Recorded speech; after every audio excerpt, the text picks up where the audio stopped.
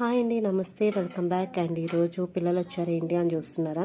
ఏం కాదండి, దసరా హాలిడేస్ అయితే స్టార్ట్ అయిపోయాయి కదా. సో నేను మెయిన్ థింగ్ వాళ్ళకి ఏం ఆడాలి, ఈరోజు ఏం చేయాలి, ఏం ప్లాన్ చేయాలి వాళ్ళతో టైం స్పెండ్ చేయడానికి అనేది ఖచ్చితంగా ఒక లిస్ట్ రాసిస్తానండి.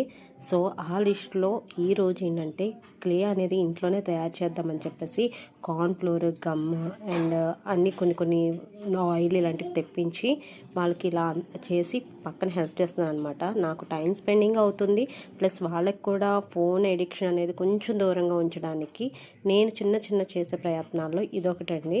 అండ్ మార్నింగ్ నుంచి ఇంటి పనిలో కొంచెం బిజీ చేస్తాను. అండ్ నేను ఫోన్ ఇవ్వను అనట్లేదు, కానీ ఒక స్క్రీనింగ్ టైం అనేది ఒక లిమిట్లో ఉండాలి అని మాత్రమే చెప్తున్నాను.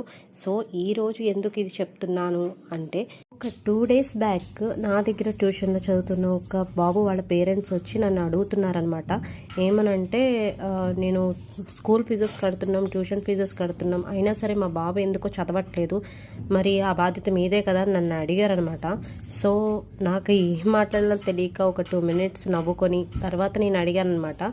ఓకే అండి, నాదే బాధ్యత, ఇంట్లో ఏం చేస్తున్నాడో ఒకసారి చెప్తారా అని అడిగినప్పుడు ఆయన ఏం చెప్పారంటే, జెన్యున్గానే చెప్పారండి. ఆయన ఏంటంటే 4:15 స్కూల్ నుంచి వచ్చిన 4:30 కల్లా ఫోన్ పట్టుకొని కూర్చుంటున్నాడండి. 6:30కి ట్యూషన్కి వచ్చి మళ్ళీ 8:30కి మామూలుగానే ఫోన్ పట్టుకుంటున్నాడు. మేము ఎంత చెప్తున్నా కూడా వినిపించుకోవట్లేదు.